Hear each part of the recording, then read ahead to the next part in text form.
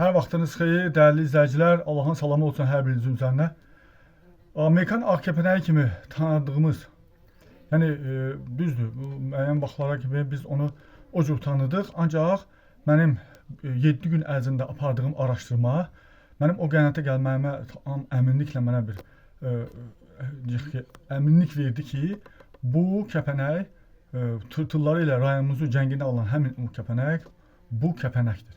Mən 5 ədəd kəpənəyi xüsusi kolba şəraitində, xüsusi şəraitdə 7 gün ərzində deyək ki, onları orada yaşamasını təmin elədim və onların artıq gördüyünüz kimi, bax görürsünüz, yeni kütləşmə dönəmidir və artıq gördüyünüz kimi və eynən də burada onların tırtıllarını görə bilərsiniz. 7 gün ərzində hətta yeni tırtıllar belə mövcuddur və yenə də bu gün ərzində artıq 7 gün ərzində yeni kütləşmə. Bu kəpənək bizdə yenidir.